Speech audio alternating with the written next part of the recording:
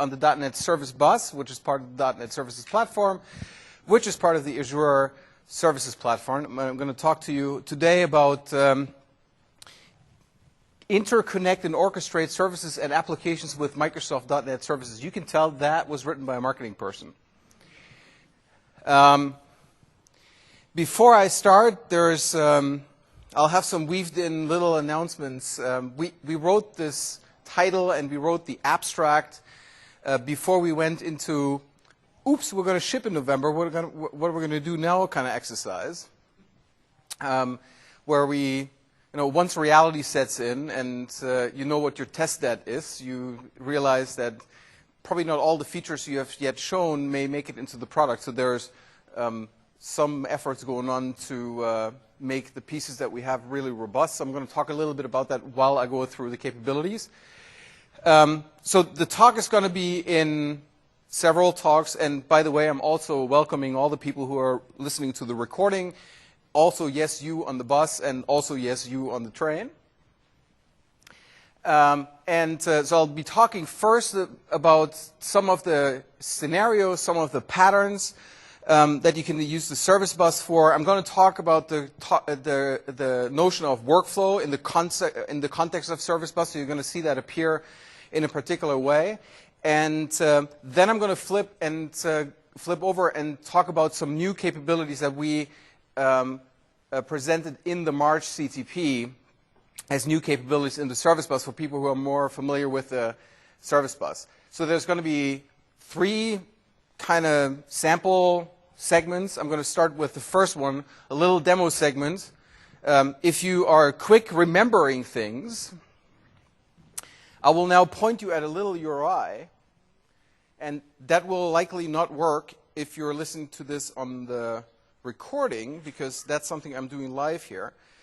So clementsv6.servicebus.windows.net, that's my scope on the .NET Service Bus. And there I have a subname, dasblog2. If you hit this from your internet-enabled phone or from your internet-enabled PC, right now from within this room, you will get this page. That's semi-exciting.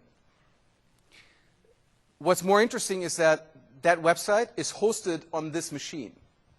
And I didn't talk to anybody here about the networking. You will get, through the public internet, through your phone, and this shows that I can't cheat, to this website that's hosted on my PC. I'm going to, as we go back to this, I'm going to go and turn that off, and then if you were going there, you'll see the website disappears. I'm going to make it reappear and do all kinds of things. I'm also going to pull a little rabbit out of a hat. So, they interestingly now moved that slide up on front. It's very important. I get paid by the points you give me. Therefore, you should go and complete the evaluation form and give me very high scores. I will give you a kickback in drinks.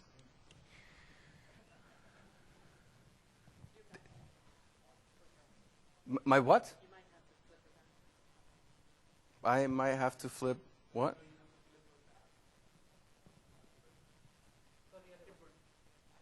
Okay, good. Am I fine? Don't irritate me. So this session is about mostly core about the service bus. As I said, I'll talk about the workflow in the context of that. So what is it? What's the service bus? What is .NET Services? What it is for? To illustrate this, I have a set of demos, and to make it clearer, I also took a photo of the internet. That is right here. Your personal web property is one of those dots. I optimized the picture a little bit for clarity, but that's the web.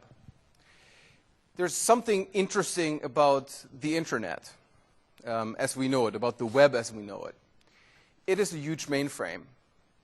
And people currently go happily and just upload data into the mainframe. They walk up to the mainframe. They interact with the mainframe. It's a mainframe that's operated in a distributed fashion by a lot of companies independent of each other. But from the model, it's a mainframe because people and businesses live outside of that mainframe. People, businesses, typically live outside in netland. Commonly, every device that you use these days is behind some NAT. It is behind some dynamic IP, which, if you're lucky, is a publicly reachable IP. But it's not deterministic, at least not for you, so you just get it assigned. You will most likely be behind 1, 2, 3, 4 firewalls. Essentially, what we've created with the web and with the internet is a complete reincarnation of the mainframe, where your machine is really just a terminal window into that mainframe. And since we're all happy that it's all centralized, we're all going and upload our pictures to Flickr or Facebook. We're doing all of our communication to Twitter. We're sharing personal details with friends via some public websites. And the question is, does that really need to be? Wouldn't it be nice if personal communication would be happening between two places?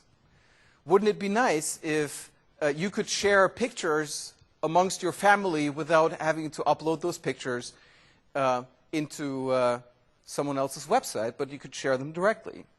That would be awfully nice. However, there are real networking obstacles that are standing in that way, because it's really difficult to make those connections. So if two people or two businesses want to talk, there are all those obstacles in the way. They can't talk because of dynamic IP, it's not discoverable. They can't talk because of NAT, because you can't really ultimately reach the machine that that person is in, and there's commonly multiple machines behind the NAT, and everything is firewalled. Let's get that out of the consumer space. Let's talk a little bit about businesses. And let's talk about that dot in the middle. What's really important as we move into the age of cloud computing, I would get a star from some analysts for this statement. As we are moving stuff, sort of the processing out to commoditized infrastructure, or as we're running applications, as we're running parts of applications just in hosted environments, how do we actually get back to our core business systems? So let's assume you were an insurance. That insurance runs a website for partners, for their agents, for rate calculation. So you have a set of pages where you enter data about whatever the particular assets that need to be insured. And it's a longish process. It's several, up to dozens of pages of information that you need to go and supply. There's a lot of reference data that needs to be pulled. What you're doing is you're effectively putting together a plan. All of that is UI, and from a data processing perspective, not very interesting. You have a bunch of reference data, and you just put that up on the UI. It's all very important, needs to be done, but nothing happens really. Nothing that is at the core, at the heart of that insurance company is happening at that point. You can take that UI, you can take that application, and happily go and just put that up on Windows Azure. Or you can happily put that up on Google App Engine. Or you can happily put that up on EC2. That's perfectly fine. You got the reference data there, you have the website implementation there, it's all fine. Once you have that package of information and you want to submit that into your system, the question is, how do you get from up there back to your core business system under the assumption that the core calculation engines of an insurance is the heart and soul of that business. That's what that business runs on. Sometimes they're built using, they're hosted in mainframe applications. There are applications that are doing that work, which have been touched in years. That's the heart and soul. That's the core of that business. Is it reasonable that you just take all of that stuff and move it up into the cloud and probably rewrite it? I don't think so. But can you split applications up in a way that you can run parts of that in the cloud and then do the processing in your core business systems? Absolutely, you should be able to. What you need to have, though, is this way to take those business systems and expose them in a way that they can be securely accessed from the cloud system, so that you take your transaction that you've accumulated, your rate calculation job, jam that into the core business system. The core business system goes and does the calculation, and out comes the quote that then is displayed to the customer. So when we talk about software plus services, what we mean is there is value in the assets you run in your own data center. And it would be completely unrealistic to say you have to move all that stuff. We believe that we can run a certain class of applications much, much cheaper at a much, much higher scale than most people ever could. So how do we bridge the gap between the stuff that runs in the cloud that's really fit for a commoditized infrastructure and the systems you have on site? That plus in software plus services, that's the service bus. Let's take another example of where you need to have that intercommunication. Whenever you have assets which are bound to location, whenever you have assets which are not movable just because they need to be at a particular place, how do you establish that connectivity? Let's say a state lottery wants to put little kiosks into convenience stores across the state, thousands of them. And what you can do is you can go there, swipe your credit card, pick a few numbers, out comes an official receipt. You could argue, oh yeah, we can build a web server for that, and you just go to the web server and everything that's displayed there is the web server. Is that really all that happens? Because you need to print a receipt. Just with the web browser, you can't do that. So there is tie-in. It's a local app. Now you can say, okay, that local app just runs there and it does request response to a central server, and that's all going to be fine. Now let's imagine you have thousands of those machines running across the state. How do you look into those machines and see that they're healthy? How do you connect into that box? Let's take another example. Let's assume you have a moving workforce that's always on the go. We can reduce that example. Let's assume you have one boss that's always on the road and probably not very skilled in using any modern technology whatsoever. And so he calls in and says, I have a problem. My application so-and-so doesn't work. How do you get on that computer? Because he sits in Los Angeles, in the Marriott, in the hotel lounge, and all he has is the Wi-Fi. How do you get there? There's tons and tons and tons of scenarios where just that basic connectivity, where you know that there's a network, but you're not reachable, you're not discoverable, there's no way to get to that machine, but that's a problem. Our view on the network, our view on the web is a purely a mainframe view right now. There's the mainframe that is the web, and you do request response in, but you're really on the outside. We're all consumers of that. How do we move into that space? How do we make every machine a participant in that? That's our mission. That's what the Service Bus is about. So what we allow for is, first of all, discovery. We allow you to create an endpoint up in the cloud that is discoverable. So the problem that you have with dynamic IPs is, well, you have to have some kind of dynamic DNS system that you go and register your IPs with. That helps you only if you have a public IP address. If you don't, dynamic IP doesn't do anything for you. Now, as things go, dynamic IP isn't really useful because you're usually sitting behind a NAT. And what you're getting is the public IP address of that NAT, And you can assign a name to that, but then from there, getting to a machine or to a service, you got to patch some port, you got to do something to do that. Yes, you can use technologies like UPnP, which you should disable on all of your personal devices because it's not good for security. Because I could write a little program that changes your admin password on your own router through UPnP without me logging on. Just saying. You could use that, or you can go and explicitly manage that and then punch a port down to a particular machine. However, that's on the port level. That's not on an endpoint level. What happens when you want to run very many applications, different endpoints, different communication paths for apps on a single machine? Are you mapping a port per machine? Are you mapping a port per app per machine? How many ports do you want to map? You only have 65,000, and that actually gets very narrow very quickly. And using non-standard ports is something that will not help you at all because there are firewalls in play.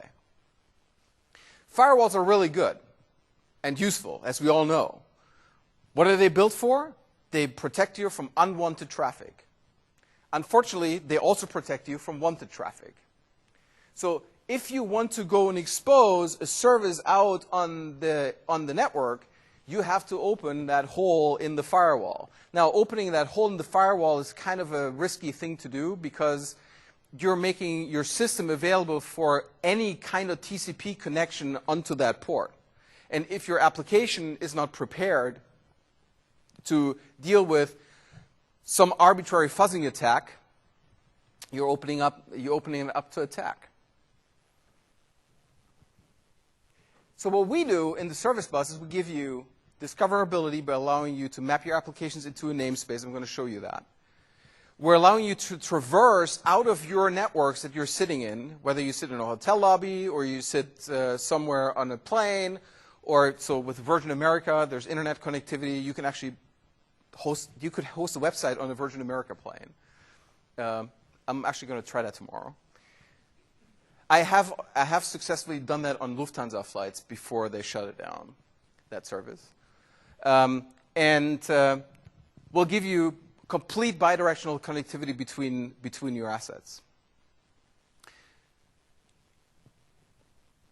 What we'll also do, using an awesome networking trick that I'm not going to go and elaborate on, you're invited to watch my PDC talk, where I'm going a little more into detail on that. I just don't have enough time for it now, is we're able to create direct peer-to-peer connections between two machines that are behind NATs and behind firewalls.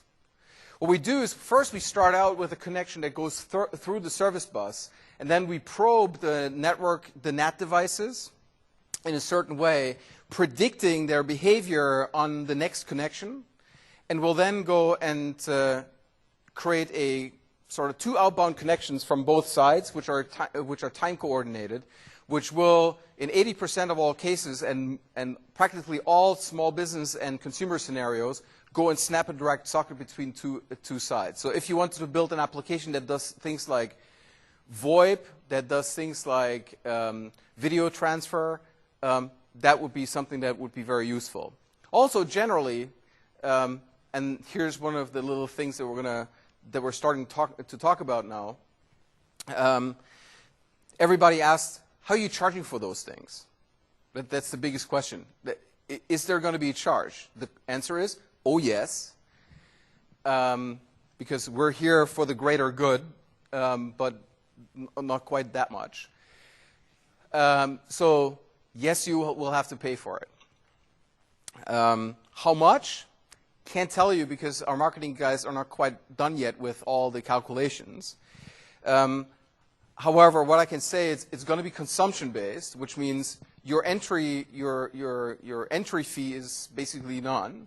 And we're going to charge on bandwidth consumption, and we're going to charge probably on per message on some of the advanced features. And it's the pricing I can't go into, but there's similar services in general from other companies, and they post prices, and I don't think we're going to be horrendously more expensive than them. I hope I didn't break into jail. So that's the general scenario, some of the general scenarios. Now, let's talk about mobile scenarios. One thing that's very close and dear to our heart right now in this room, because all the connectivity except for mine is mobile. So if you're just using it, then you may experience that your connections may not be as robust as you want them to be, especially sometimes the wireless walks out of the room and then comes back in. And so how do you deal with situations like that? How do you deal with sparsely connected receivers? We have mechanisms in the service bus. I'm going to show you one of them. It's called the router, which allows you to buffer messages inside the system. So send messages up, have them buffered up, and then retrieve them when you're online. The other mechanism is called the queue, which is a queue. So you can queue messages up for a receiver, and those messages can be dequeued at any time. The difference between the router and the queue, those two mechanisms, is that the router is always push. So we're pushing the messages to you. When the subscriber comes into the router and there are messages pending in the router, in the buffer, we download them into, or we push them to that subscriber immediately. In the queue, it's a pull model, which means the queue just sits there and you go and solicit those messages down. Should the connection break while you're pulling data from the queue, then there's a mechanism for making that robust. So sparsely connected subscribers specifically, or sparsely connected receivers specifically for mobile and Wi-Fi scenarios is something that we have squarely in the radar. Another thing that's very important is event distribution. We have two mechanisms in the system for event distribution. One is similar to UDP multicast, where you just have an address, and then everybody goes and just start listening on that address, and if a message comes along, that message is passed on. The qualities are also very similar to UDP multicast in that it's really best effort. The message is sent, and if you receive it, it's good. If you don't receive it, then that message just didn't get there. Because subscribers may come and go, and so it's that quality like UDP multicast. The routers that we have are more in a pub-sub, publish-subscribe fashion.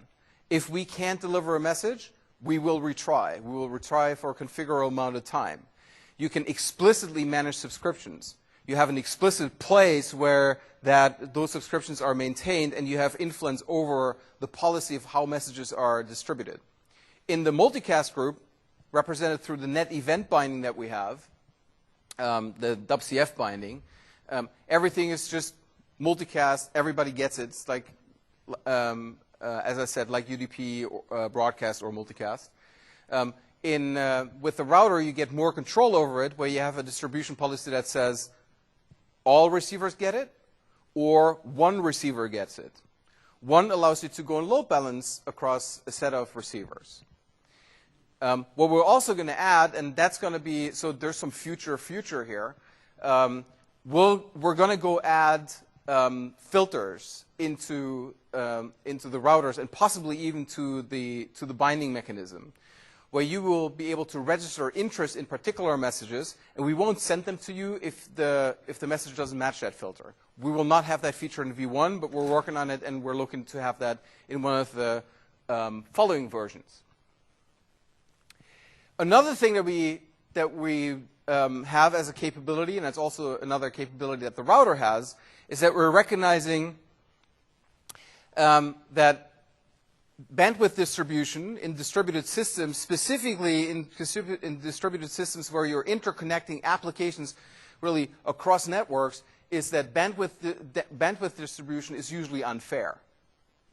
So very simple example, personal example, I own two broadband connections. One I don't literally own, but I pay for it. One is at my dad's house, and one is at my house at home in Kirkland, Washington. At home, I'm blessed with a 15 megabit symmetric Fios connection. It's awesome. In Germany, there is a 1 megabit up, 16 megabit down asymmetric ADSL connection. If I push very hard from my house onto that connection, or sorry, if I push push very hard on that connection, the bandwidth distribution is kind of unfair. For any scenario where you have, for instance, let's say a mobile client, which is on a 2G network, which wants to get data in a one-to-one scenario or a one-to-many scenario, and the service wants to go and just offload that data into the system and then just walk away, where you have this unfair bandwidth distribution where you can send at a higher rate than receive it, we can make the wire longer. So the router has a built-in capability to buffer up messages and simply make that wire a little longer so that the sender can go and send in bursts, and then the receiver receives it at its own speed. So it's a mix of a direct connection and a queue. So that's another pattern that we have. Now comes the source slide. Also, something that we aspire to do is complex message processing. Complex message processing means really content-based routing, transforms, filter, enrichment, reduction of messages, really going the extra step and making the message processing more intelligent up in the cloud. Because so far the capabilities are, we have some routing capabilities, we have some queuing capabilities, and we have connection capabilities. But then once you want to do more advanced patterns, if you want to implement complete itineraries, as they're called, as one of those patterns, up in the system, then you need to have more advanced capabilities. This is why we have workflow. This is why we have the workflow service that's part of .NET Services. Now, the story is this. We went through, we have every 6 weeks just about customer events, and we have every quarter year, we have a formal SDR, software design review, with a lot of customers. Unanimous feedback from everybody is, don't give me anything that's not Workflow 4.0. Because the customers that we've talked to have said very clearly that they're excited about Workflow 4.0, they're excited about the capabilities, and they really want to have the Workflow 4.0 capabilities. And so we asked them, currently our workflow service is built on .NET 3.5. Do you want that? Do you want us to work in that? What do you want us to invest in? And the clear answer that we've gotten so far is, do .NET 4.0. That changes the prioritization for us, because we need to wait a little bit until the Workflow 4.0 stuff is available to us, and we need to build a bunch of infrastructure around it to have that super scalable cloud host for it. So what's going to happen, likely, and that's all not decided, and now the marketing people are going to stand up and going to start beating me. What's going to happen is the workflow service as it is there will likely stay in a CTP mode through the end of the year and into next year. It may actually even go away for a little while, but it'll come back. It'll come back, and it'll likely come back in a slightly different form. It'll come back as a feature of the service bus, as really message processing feature of the service bus, because that's our original vision for the workflow service. So it's not going to be your universal workflow host for the time being. That is not to say that we're never going to do that we're never going to put a universal workflow host up there, but its first mission is to actually make message orchestration easier and allow you to do declarative message processing. That's the mission.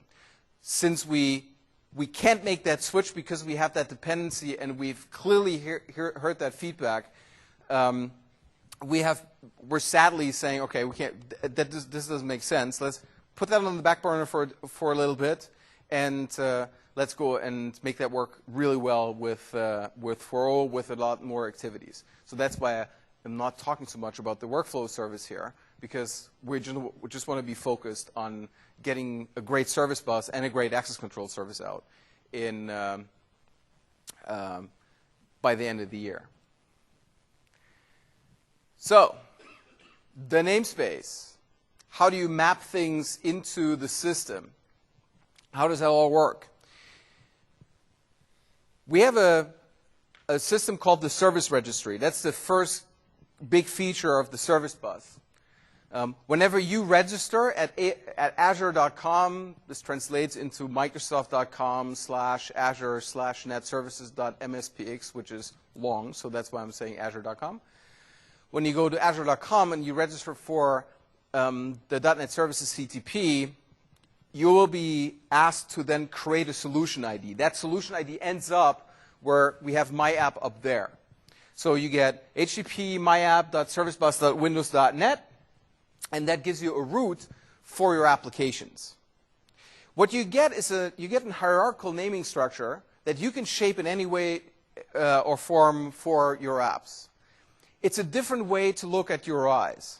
It's a different way to organize your things from what you commonly know as URIs, because usually URIs are there to describe tightly co-located resources somewhere in a web farm, usually. So they point into a database or they point into a file system. But here that thing is a little different. Let's look at what I mean.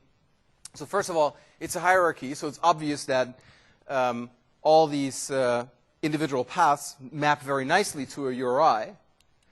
And then what it really is that you can host services anywhere. I said anywhere. Anywhere. That you can host services anywhere and just plug them into that namespace. It's irrelevant where they're located. They can all share that same namespace. So let's say you have multiple sites where you run applications, and you want to go and organize them by location. By service first, and then by location first. So we would have contoso.servicebus.windows.net/ERP/New York City/Chicago/San Francisco. That's one way to organize those things. Or you can simply just put the endpoints there in some other form. We also allow you to do, oh, by the way, I just want to make sure that I get enough mileage out of this.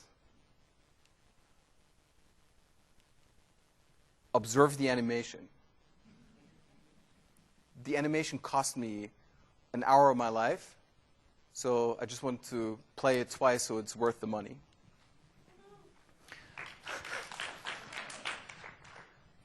That's tough.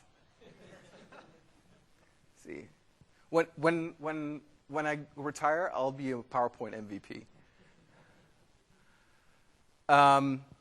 Yes. So the service registry gives you a way to go and publish metadata or endpoints or primitives into that namespace that you create.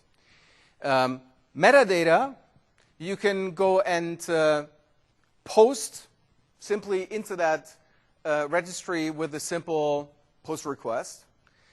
What I mean with metadata is you can take an Atom entry using the Atom publishing protocol, and you can go and just post that at a place in the service registry at a place.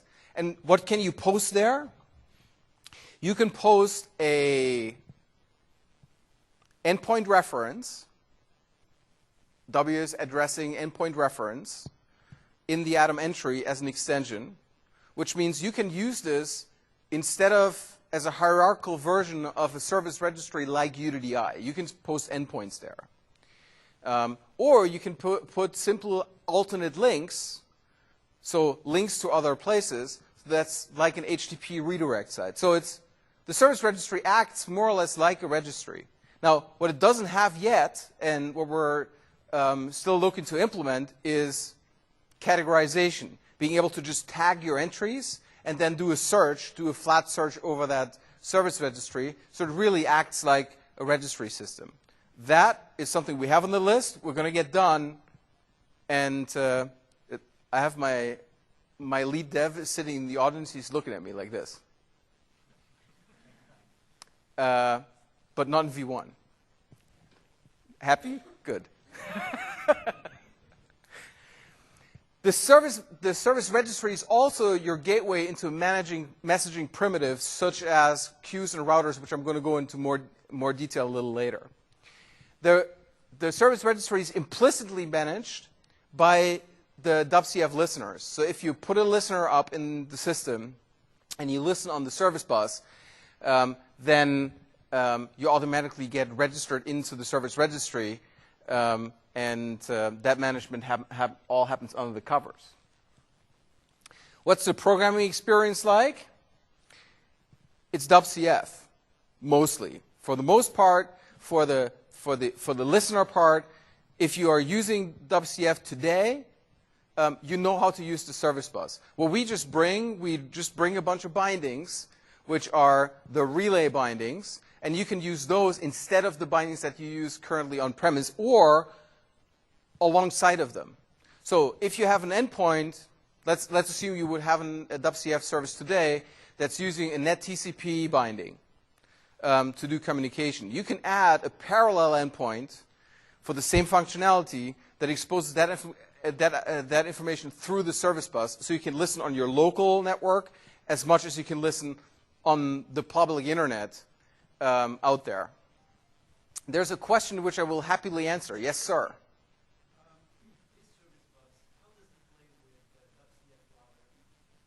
How does the service bus play with the WCF router? You mean the new capability in 4.0? I consider ourselves a very vast superset of the WCF router. How does it play with it? I don't know.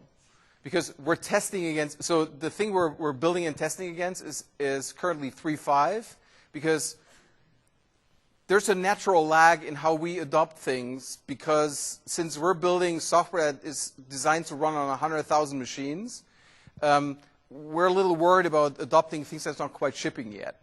So we're a little slow adopting. That's the same reason as with workflow. Like, it doesn't make sense for us to take a hard dependency on those things unless they're done. And we want to reduce the number of dependencies. We have some pretty experimental stuff under the covers that we're using on the server side. We don't want to have too much experimental stuff. So the answer is we're not testing that yet. But I believe the WCF team is actually making sure that it works. I would be surprised if it wouldn't compose. So the way the programming experience works is really identical. The way you think about the service bus and how the service bus works in general, I'm going to go into more detail, is if you're just using an HTTP service today, what you do is you walk up to HTTP sys, which is the kernel level listener for HTTP in Windows, which sits there and listens on port 80, port 443, or whatever you tell it to. And you walk in there with a name pipe and stick that into HTTP sys. And you say, I want to have a lease on the following namespace. And then whenever a request comes in onto that namespace, onto that subtree, is sent up your name pipe. What our bindings do is exactly the same. They create a pipe, here a bidirectional TCP socket, or a thing that looks very closely to a TCP socket, and puts it up to a listener that isn't on your local machine, but it sits up in the cloud. So we take the traffic, and then we send that to you just as much as that name pipe sends that traffic to you. There's a little more to that. It's not the exact same mechanism, but the same kind of principle. So we have, so I have So we have symmetry with all major WCF bindings. So we support W's 2007 HTTP binding. We support the NetTCP binding, and it's always called the NetTCP relay binding. So all the bindings that you may use in your applications, if you're using WCF, we support all of those. We support WSecurity with all the bells and whistles. If you want to go completely crazy, including Geneva Framework and all those wonderful things, to completely encrypt your traffic, please go ahead. We're staying out of the WSecurity headers. We're not doing anything with them, and so that you can use them. You can cryptographically prove to yourself that it's impossible for us to look into the body of your messages. or to inspect the headers that you send us. We will not go and manipulate. We will not go and manipulate those messages. You can see that because we're not breaking any of the signatures. We support binary, so binary encoding. We support text encoding, so text encoding for HTTP, binary for TCP communication. We support streaming. We support a reliable session. And you don't have to configure anything on your network to make that work. The demo slide comes a little later, but I want to make a point about the streaming thing. So I have 2 apps running. My machine just has decided that it wants me to log on again. Good, here we go. So I have 2 apps that I'm currently hosting. The other one is an application that we have in the SDK that's called SimpleShare. So if you want to, if you have a phone you can type it really fast, or if you have a computer open and you have an internet connection, just feel free to go to this place, clemensv6.servicebus.windows.net/share, and then there's a feed, and we can go and traverse that feed.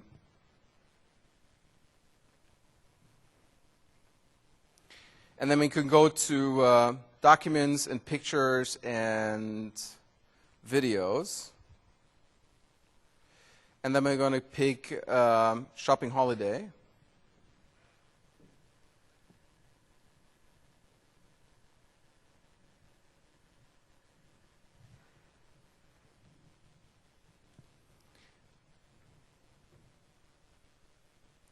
And of course, those things are really only efficient when I had multiple machines sitting here. This is why I'm inviting you to go and just poke at the service, because you can prove that to yourself.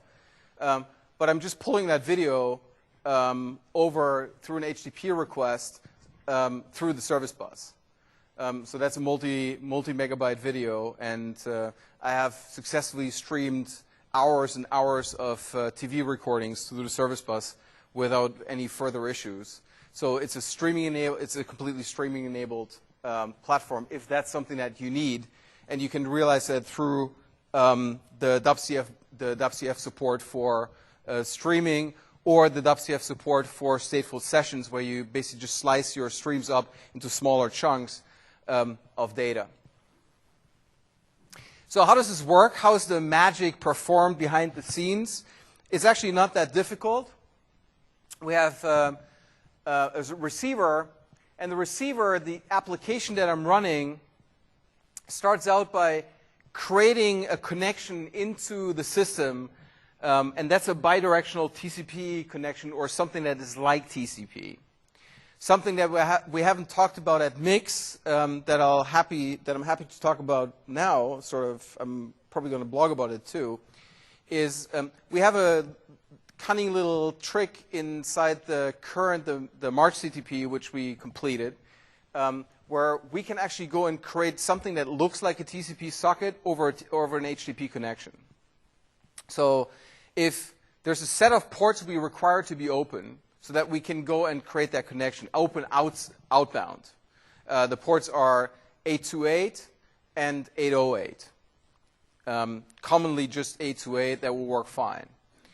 If we find that those ports are closed, we're going into sneaky, trying to be clever mode, and we'll try to get a bidirectional socket going through HTTP, which is, at the bottom of it, it's just a pair of, we're playing YouTube. We're going to do a very long upload and a very long download, and then we have a bunch of software sitting around those two connections, which goes and massages them and writes the data out in the right way, has a little bit of framing on it. So we're making it look like a TCP connection. And if it falls over, we're going to build it again. So that's something that we do under the cover. So one of those types, typically just a normal TCP socket or that kind of tricky thing, is built up from the receiver side. That now gives us a way from the server side to send you data back. When that connection collapses, we're going to build it again, and we're going to retry and retry and retry. So if you create a listener like that and you put your machine to sleep, and you wake that machine up again, it's going to listen again. So that's the first thing we built. And when we built that connection, we also put in a registration for that name into the service registry, which says, hey, here's now a listener of this type that's sitting in there, and that's using that name. If you say in the policy, hey, I want to have this thing discoverable in the service registry feed, we can make that thing discoverable. Now the sender comes in and sends data to one of the other nodes in our scaling fabric. And there's several hundreds of those machines that are sitting there in every scale unit, and your solution is assigned to a scale unit. So you're using one of several hundred machines. And so you're listening on one machine because that socket needs to have a home. And the sender is coming in through some other machine. So now we need to go and join those two places up. What happens then is that the forwarder basically goes and says, that's great, I have someone who wants to talk to you, and sends a control message. That control message is then being sent to that receiver, and now the receiver says, oh great, someone wants to talk to me, and thus a rendezvous connect back to that forwarder. So that's how we're knitting them up. We're likely going to optimize that protocol to make it more efficient, to eliminate that reconnection hop on a per session basis, and move that up and move that extra leg up into our routing fabric to make that a little more efficient, specifically for HTTP. But that's the general principle of operation. So there's an outbound connection, and also that second connection, that rendezvous connection to snap that socket, that is also outbound. Because they're all outbound, there's no need for us to connect anywhere inside. So what we have, what you don't have in most of those connectivity scenarios, is we have public IP addresses, and we have something running up there. And so we built that bridge between you and and whoever wants to talk to you. So outbound connections only, and now at that point, when that sort of sinks in, people get a little nervous about, oh wait, now you're just defeating my firewalls. Well, I'm not. I'm replacing your firewalls with our firewalls. So what we're really creating is what we have here is an externalized demilitarized zone. The Microsoft firewalls around the data center and the Microsoft intrusion detection systems and all that security gear that we have in place is now sitting there protecting your endpoint as it protects Microsoft.com, as it protects all the other assets. So your endpoint is not at all less secure than it was. You could argue it's more secure. Now it's reachable from the outside world, which makes people naturally nervous. None of those endpoints is ever sitting there unsecured unless you want it to. By default, all endpoints are protected by the access control service, and that means you need to provide a token, an access control token, for accessing those services. The access control service is built so that it can federate with systems that you have on site, like with Active Directory. So you can take your Active Directory identities, you can federate them with the access control system, and we'll then be able to go and integrate that properly.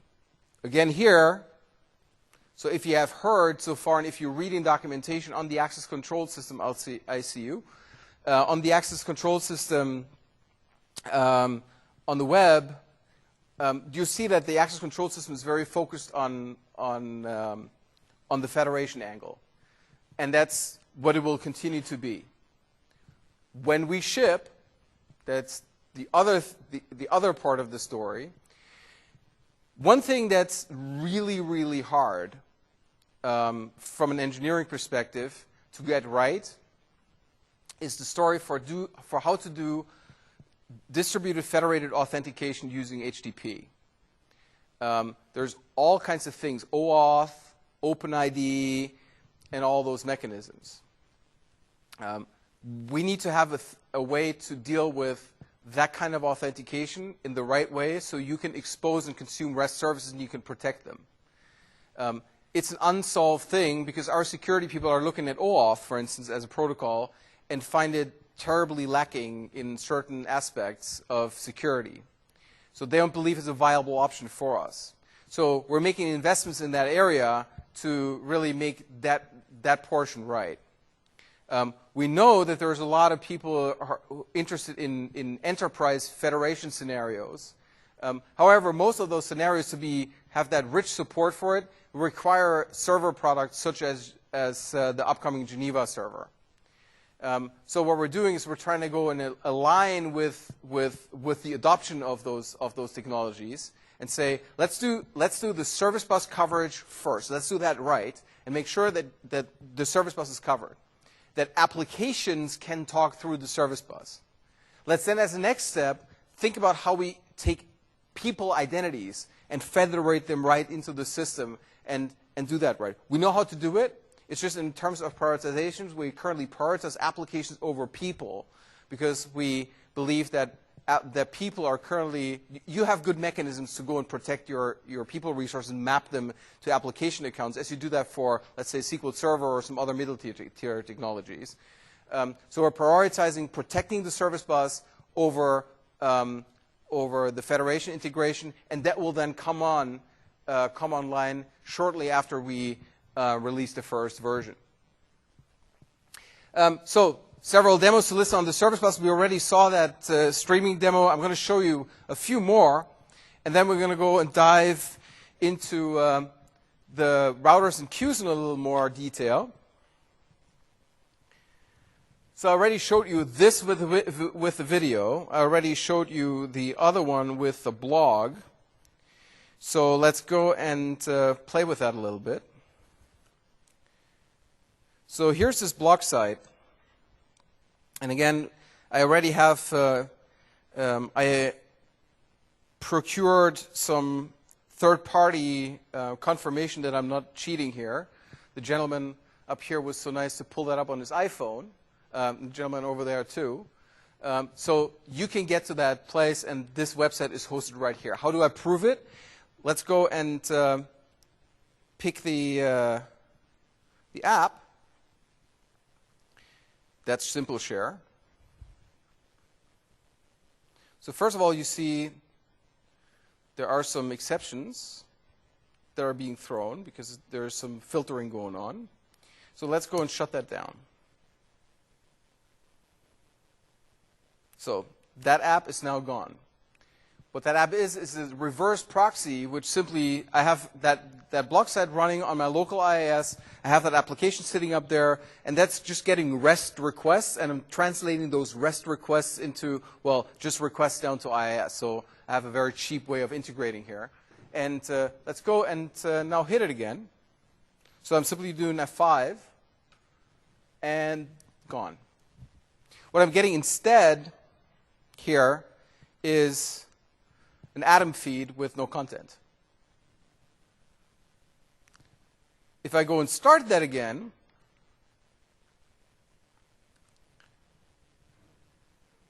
which is going to take a tiny little while, it needs to go out, acquire a token, register the stuff on the service bus. The time to acquire a token actually takes a long time right now, and the rest of the service bus connectivity magic takes a very short time right now. So that's another thing we want to go and fix about the access control service to make it a little faster. So whenever you see very long latency, that's all the heavy thinking about the cryptography that happens on the security side. And so I can go back and pull that blog up again. And the title already came around here, and this is not cached, this is actually live, and if I wanted to, I could actually go and edit an entry. So it's not, I'm just not showing things, like post also works. This is just a completely transparent website hosting story. This is not the primary use case, right? The primary use case is to expose services of all kinds. Turns out that a REST service which spits out HTML is also a wonderful REST service. So just to illustrate that, I built that sample, and that was something that also inspired a lot of people. So here you have a publicly visible website hosted from a notebook at TechEd and I could actually go and disconnect that machine, wire it up to the same wireless network that you're on, and that would still work. Let's take another thing. So let's shut this down. You can still get at this share if you wanted to and play some videos. That's no problem, or music. Let's go and get another one. Let's try this. And that would be wonderful if it was there. Let's go and try find it. I renamed the directory, so it's right here. So this is a direct connection sample that shows that one wonderful trick with where we go and create that direct peer-to-peer connection. That is not nearly as sexy as the other demos, just mostly because now I'm all in console application land.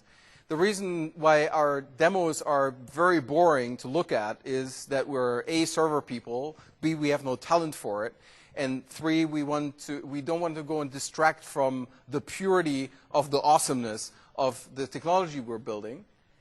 And so we're always suffering from, how do you effectively demo TCP/IP? I can connect between 2 places. Wow! The bad thing is this, and I apologize to the people who are watching the video. Those demos get kind of old after a while because you show a new way to connect, and there's 2 things popping up in console windows. So let me go and run this, and I'm going to show you what the core part of it. So here's the service that's running, and here comes, oops, and I actually need to go and enter my. That would have been embarrassing. So that's the service that's running. I got to wait a little bit until that's started because the client will run. Oh, no, I don't. So, and here comes the client. I'll show you the code in a moment.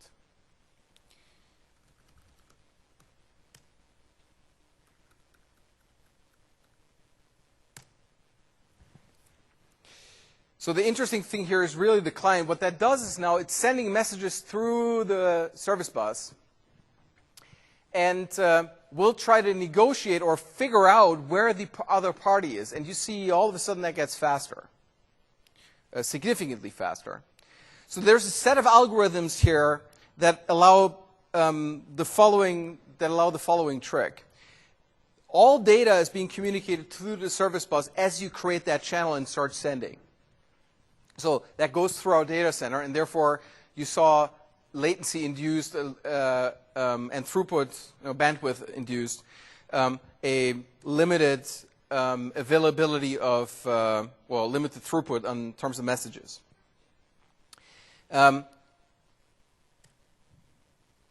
We then look and talk to the service bus from both parties, from the client and from the server, from inside that channel and say, what is that other party that I'm talking to? So we're establishing common knowledge about who they are. Then the algorithm goes and says, could it be that we are on the same subnet? So they're checking that. If they are on the same subnet, they connect directly. If they're on the same machine, that's kind of the same thing.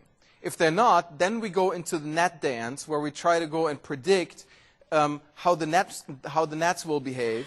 And then we try to create that direct socket. So we're going to make a number of attempts to actually go and create that direct connection. Once the direct connection is established, you get the most direct, most highest throughput link between 2 places. So you're taking the data center out of the equation. What's interesting here is that we're also, since you're no longer communicating through the data center, you also don't use any of the data volume that we charge for, because we can't meter those resources. That's a reason why we will charge for premium services on a per message basis, because we got to make a buck too. But if you want to send gigabytes and gigabytes and gigabytes of data between 2 places, or in a distributed consumer scenario, we will try to get you off our data center because we really want to get you. If you do very, very high bandwidth applications, we don't want you. Like, we don't want you to go in through our data center. We want you to do direct connections. We are happy enablers of that scenario. So that program is pretty simple. We create a service host of type hello service. I don't have to show that to you. It's simply just hello has that one method. And what I'm adding here is I'm adding a credential behavior that basically just has your username and password for the service bus. That's your credential that you use. And I'm opening that service on an address that's composed of the prefix SB because we're using a TCP connection, and your solution name and the path name hello service. And really, the way this is bound is that we have a binding, NetTCP relay binding in this case, and we're using this hybrid connection mode where we're then automatically upgrading. What's also noteworthy about the upgrade is this upgrade can happen mid-message. So if you're sending a really large message, and that's what you start with, if we can get that upgrade done, we will upgrade that data stream mid-message, and you won't see that.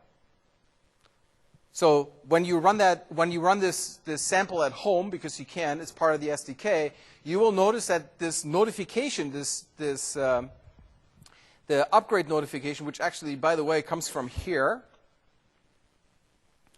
So there's this iHybrid connection status thing, and that's an interface that sits inside the channel, so you can get that from a property in the channel here.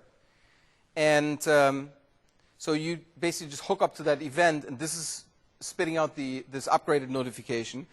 You will notice that we're sending the upgrade, actually the higher throughput lags a few seconds behind the upgrade notification.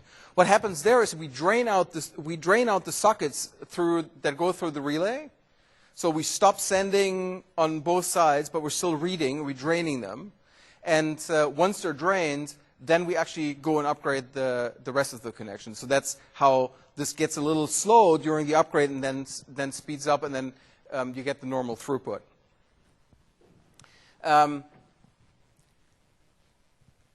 One thing that also illustrates in terms of the throughput that we just got, that is actually not that bad.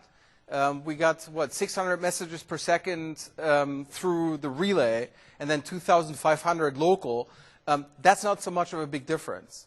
With a highly optimized application, and we're going to put some of those out as samples during the course of the summer, you can build a pure streaming application which is focused on binary data with throughput of multiple megabits per second. I've tested personally through the production service up to 12 megabits because that's the fastest connection I have available through actually at my house. And so you can build very, very fast apps. Forget the fact that this is all about that we're using SOAP messages. Once you use the NetTCP relay binding, what you're really getting is you're getting a highly optimized package format, which is using binary and which is using dictionary compression. So once you create a session, all that XML goo, the XML tags and the XML namespace expressions and all that stuff gets loaded up in a dictionary on both sides. It's kind of like Huffman compression. And then you only send tokens. So when you go and I have an application that does that for video streams, in fact. I can do HD video with transfer overhead of about 3 to 5% at most.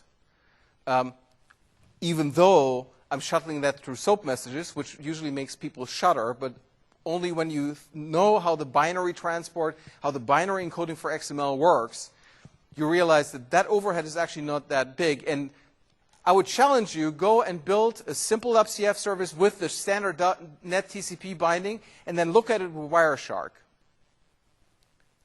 There's not much XML to see there. This looks completely binary.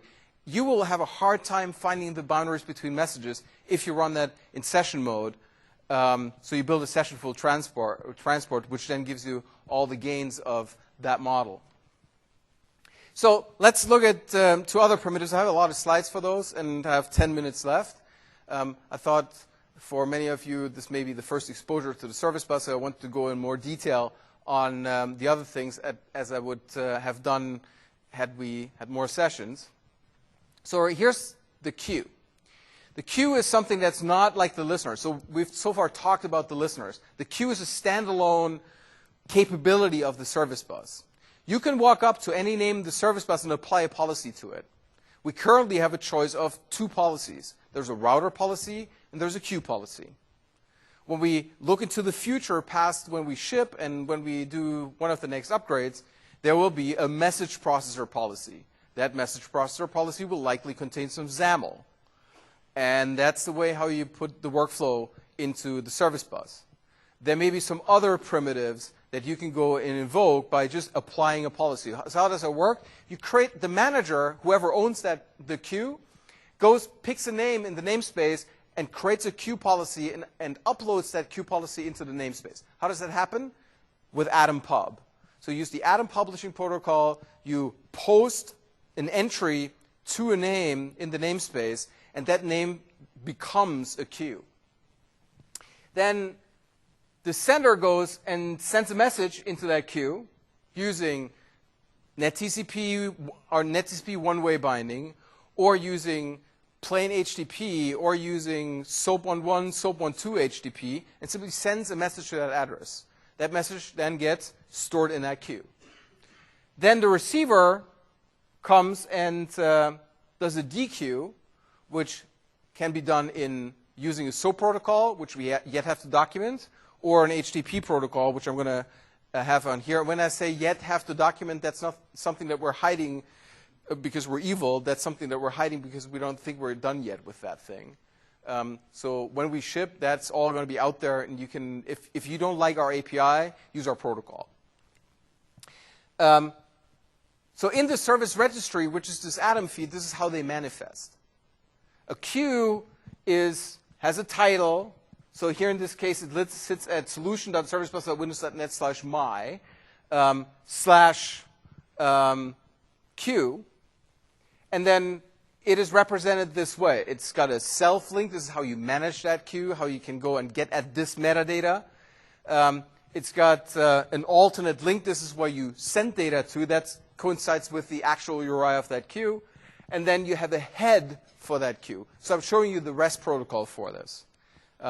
Because we want to keep symmetry between SOAP and REST, and we believe that the REST protocol here is relatively simple to use from any kind of platform, while the SOAP model will be more sophisticated for more sophisticated apps. So we have a simple thing, we're going to have a more sophisticated thing, and we're going to have symmetry in terms of overall capability, but we'll probably have the SOAP model be always a little more advanced, a little more sophisticated, just because it's a more flexible thing. It's something we can do more with. And then inside of that sits the queue policy. And before I go into that, let's go and skip those slides, and I'm just going to show that to you in code, how that works before I get to routers. So I'm going to show you the HTTP queue sample.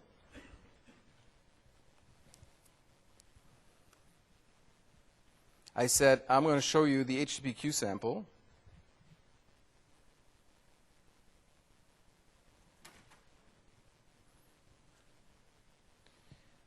And we're going to start with the sender as soon as Visual Studio comes around and wants to talk to me again.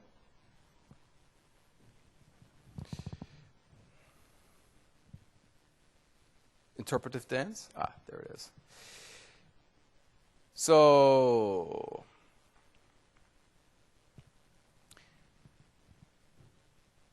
ask me for the solution name, ask me for my solution password, creates a queue URI, which is a HTTPS with the solution name and the name myHTTPQ. Then I'm getting the authentication token. That's a token that I'm getting with using a particular URI. I'm not going to show that. That's one of the mechanisms we're going to replace until V1. So we currently have a mechanism which is something that we're not very happy with, and as I said, we're going to fix that REST model, and so that's one of the areas of investment that's going to be changing. So there's no point in pointing that out. You can see that in the documentation, and then I go and try to get at that queue. So I try to go and find that queue. If I go and look at how I try to get at the policy, then Visual Studio doesn't cooperate again. There it goes. So let's go to the definition here. What we're doing is I'm getting that queue URI, so the URI I just created, solution.servicebus.windows.net/myHTTP Now, I want to go and discover that, so I'll go to the service registry, and I want to get that Atom feed where that queue is listed, the thing that I just showed you on the slide. So I go to the parent of it and say, enumerate everything that you have. So on the parent URI, what I'm doing is I'm doing a get, and I get that feed. Now I take the Atom feed formatter and simply read from it. I read that Atom feed in, and then I'm simply doing a query and say, hey, I need that item where the alternate link is the queue URI that I'm looking for, and where it's the same, where the path and the authority is the same. So I'm just looking for that URI. And please give me that. Once I have this, I want to get out the policy. So I'm extracting the policy. I'm extracting out the queue head URI. We're going to get to that point in a little moment. And now, once I have the queue, let's assume the queue already exists. I would get that. If the queue doesn't exist, then I'm going to set the expiration time here on a brand new queue policy. And then I'm just going to create the queue. And creating the queue is take that thing, put it into an Atom entry, and just post it. So it's that easy to create those artifacts. And then we're just going to go and put data into a message. We're going to put data into that queue. So I go Clemens v6.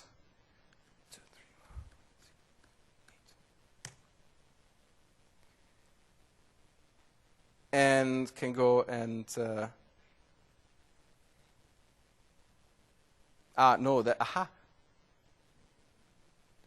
that's the receiver, because I just started this consumer first. So let's go and start the sender too. That would be very helpful, because I was wondering why I couldn't enter anything.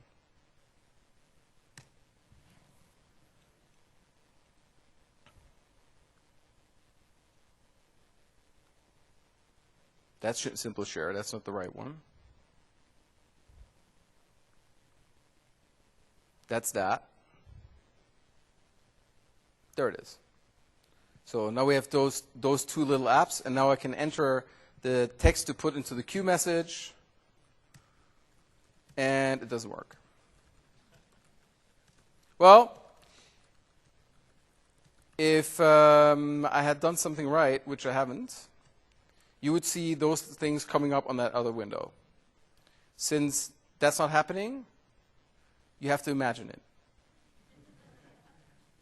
And that's okay, because it's an SDK sample. You can prove to yourself that it works if someone is at the wheel who's not as stupid as I am.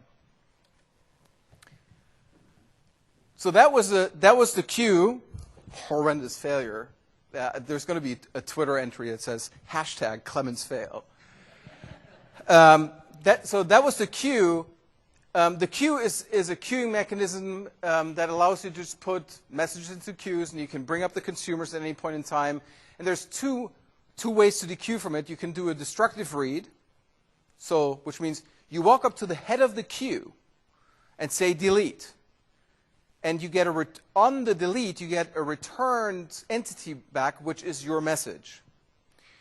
Or you can do a post which says, hey, I want to go and get that message. I want to look at it, and please put a lock on it and hide it for everybody else, and then I'll tell you if I have consumed that message. So it's a peak lock mechanism that we have, and that gives you some reliability. So that was queues, and now routers, and that's the last thing I'm going to say. I don't want to keep you from the party. A router you can go and create in the similar fashion. And what the router is you send the message, and you have one of multiple subscribers. You can have many subscribers in there. And we can go and just push that message to you if you open up a listener, a net one-way listener, into the router. What we can also do is if you already have a public endpoint sitting somewhere, and you just want us to send the data to that public endpoint, and so you just want to front that public endpoint with us to anonymize your endpoint, or because you want to go and fan out that data across multiple sources, then you can do so. You can create a subscription into the router, send the message out, and then we're going to go and push that to you via HTTP. You can go and embed information into that subscription that allows us to go and embed HTTP headers and or SOAP headers into the outbound message on a per subscription basis, so that if your endpoint is secured and it requires a secret token, you give us that secret token, we give you that secret token back in the header. So we can even send to places which are not publicly accessible for someone who doesn't know that secret, which could include pre-authentication HTTP header. So that's that, and there's more detail, and I already showed you that in the slide deck. What I would recommend is that you go to azure.com. If you haven't done that yet, you go and get the SDK. You download the samples. So the samples that I had to skip now is the router sample, unfortunately, just because I talked a little too much. And so you can get that there. You can try it for yourself. You can prove to yourself that that stupid 500 error that I just got is something that's not going to happen to you when you run that sample. And our call to action is build some apps. Try some things out. We think is very valuable for all kinds of scenarios of where you want to bridge from the cloud into local applications, where you want to bridge between applications, where you want to reach into destinations that are otherwise not reachable. So we just encourage you to try those things out. We will be commercially available by the end of the year. That's at least what the current projection is, and I'm feeling pretty good about this. Pricing will be announced way before that in a few months, so that you know what you're dealing with. And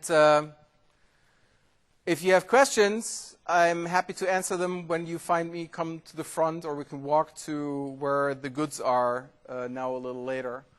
And with that, don't forget to do the evals, even though you go to the party.